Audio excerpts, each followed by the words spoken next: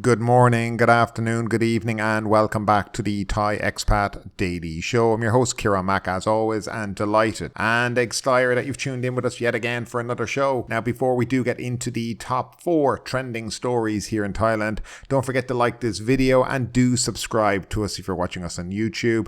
And also, don't forget to hit that notification bell so that YouTube will let you know when the next podcast is available online. Now, if you like listening to us on a podcast player, there's a link down below in the description where you will find a vast array of podcast players. And finally, if you like the show, if you want to support the show, you can do so by going down, look in the description for buymeacoffee.com. Now, let's jump into the top stories anyway that are doing the rounds. We'll start with the first one, interesting enough, and obviously a little bit of corruption on the side possibly here. National Parks e-ticket suspension draws criticism. The decision by the National Park, Wildlife and Plant Conservation Department to suspend e-ticketing for tourists visiting 6 national parks from today is being criticised as untimely and poorly planned. Many commentators argue that December is the start of the tourism high season in Thailand, both for locals seeking to enjoy cooler air in the country's national parks and for foreign visitors seeking warmer climates. One commentator on Facebook expressed frustration at the lack of any warning that e-ticketing would be suspended. The department has, however, promised to provide refunds to those who had already paid through the system. Nevertheless, without e-ticketing, both local and foreign tourists will find it very difficult to plan their trips to the national parks in advance. The department introduced the e-ticketing system in January of this year as a pilot project for visitors to 6 national parks, namely Phaya,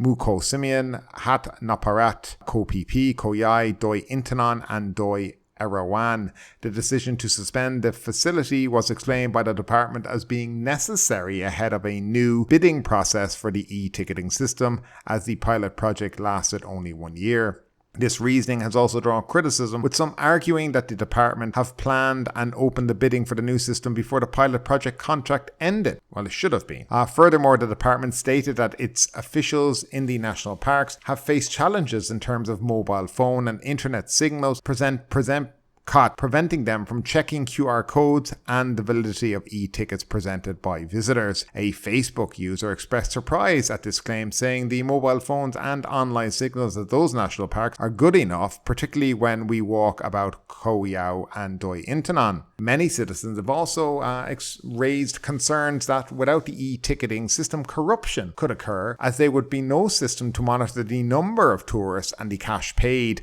to enter the country's national parks. So yet again, a good system, e-ticketing, book your ticket in advance so that you know you will have a place when you get there and you know what's going on. You can plan your time to go to national parks. A good idea has been scrapped, all because, it's very unclear.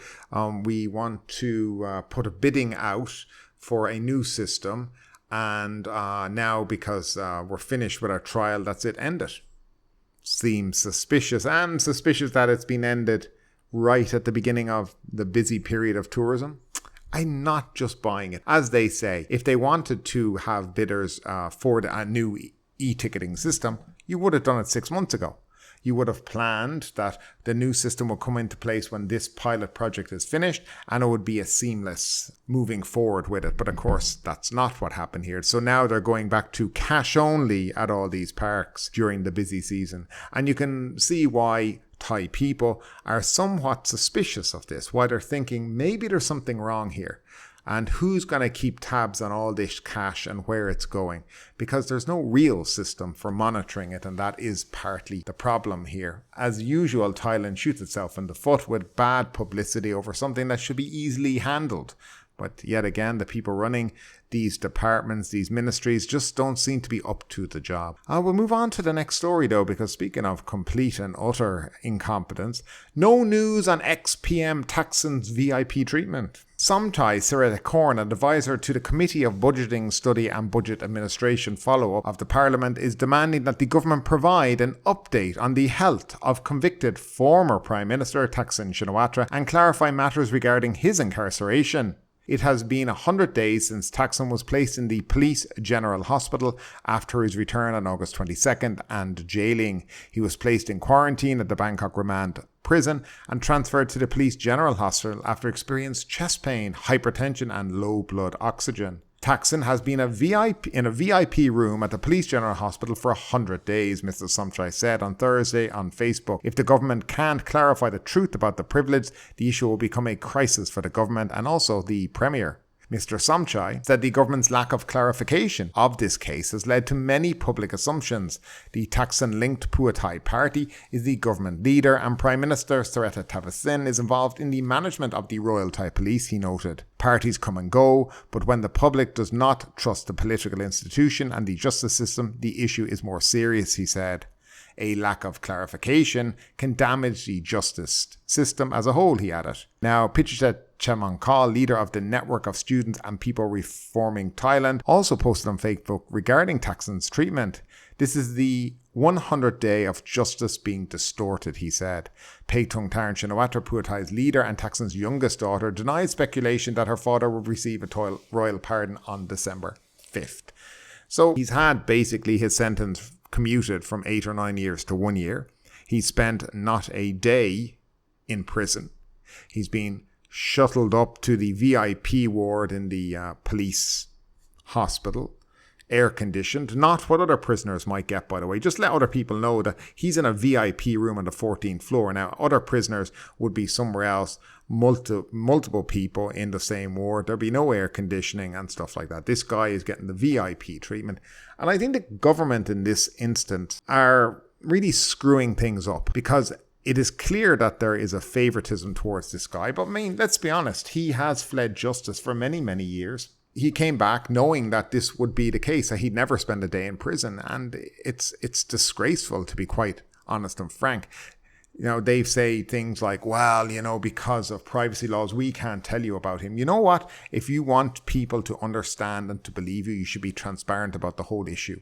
That you should be saying, yes, this is what's wrong with him. He's going to be here for this period of time, blah, blah, blah. But they're not doing that. They're just staying quiet and they're hoping it disappears. And this is the Thai style of doing things. Let's stay quiet about an issue and hope it vanishes. But it's not going to, because people are really annoyed about this. And people that you probably think would be supporting Thaksin are ones that are getting quite annoyed by it, because it does make people see and understand that there is one rule for the rich and there's one rule for everybody else.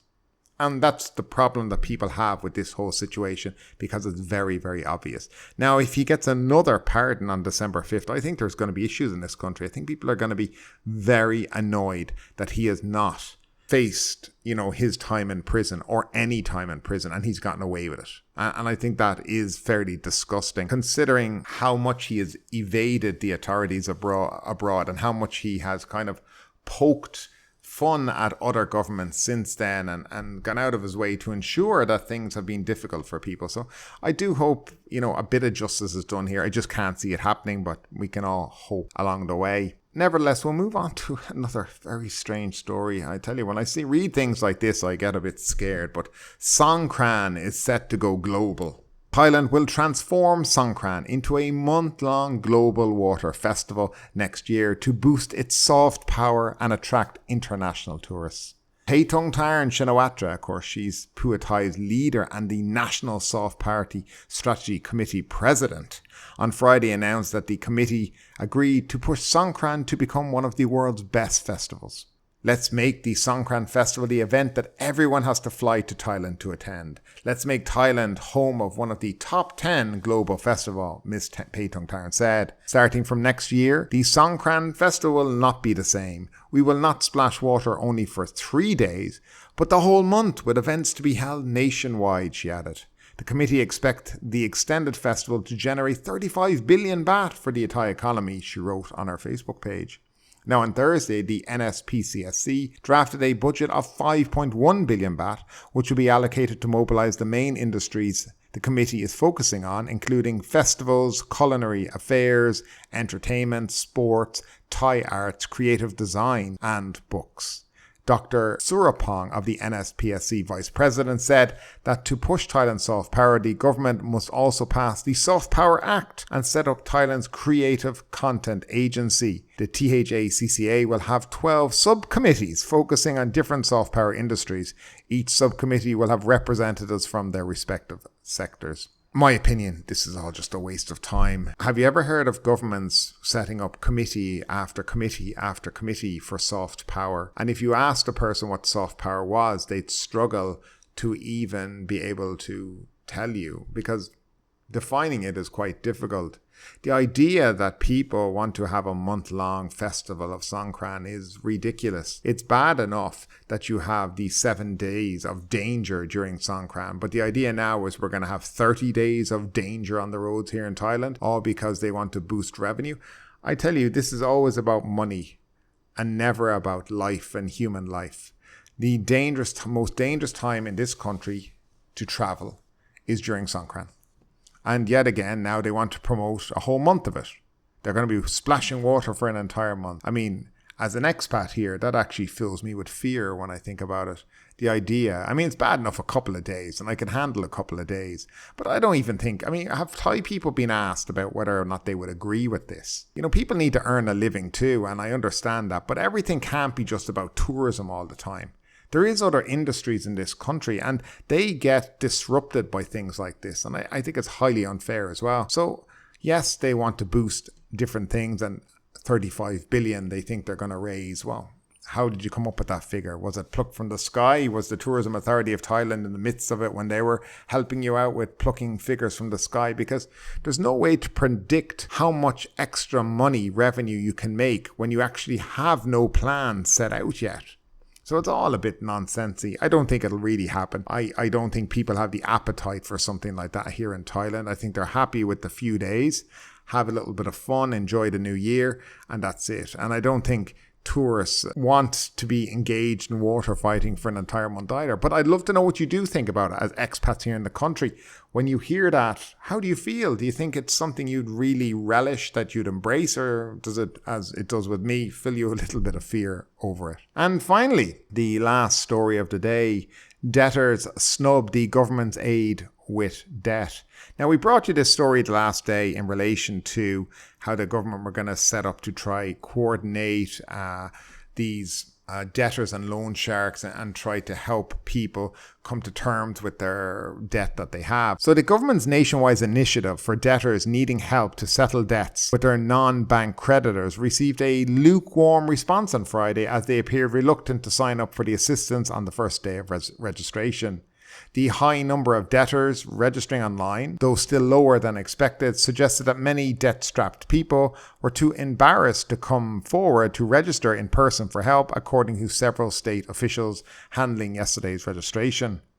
4 registration options are being offered until February 29th, namely by registration online via the website, through the Thai ID mobile app, by calling 1567 hotline number of the Ministry of Interior's Damrong Dam Centre at the any district office nationwide, including Bangkok. In Nakhon Ratchasima, only 2 people showed up for the registration at the Muang district office on Friday morning, while about 60 others registered online, said Mr. Putsa, the district office chief.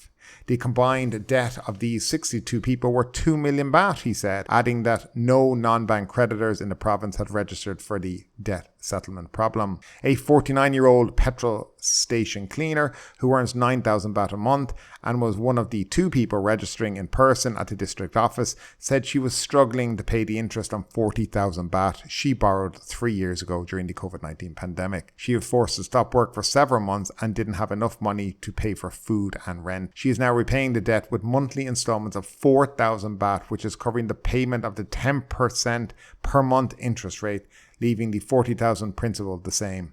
The government is still well aware that many debtors might not have the courage to come to register for help in person, and that this is why online registration options are being offered as well, said the Deputy Prime Minister Anatan Sharavakul.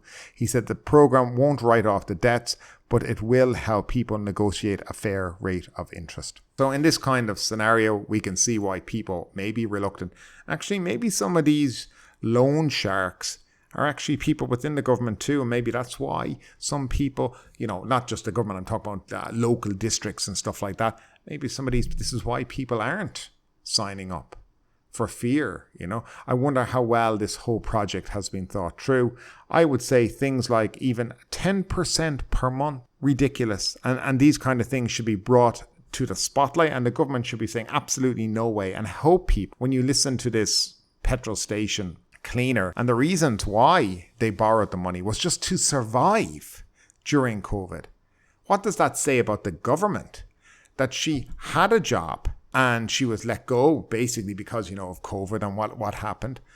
And the only way for her to survive was to borrow money. There was nothing from the government. And they should be holding their head in shame too, that they offered people nothing during this period. That has been the way it has been for a lot of people over COVID as well. But anyhow, that is it for today, folks. I hope you enjoyed the show, the 4 topics that we touched on. As always, I'd love your opinion about any of the topics that we've discussed down below in the comments section.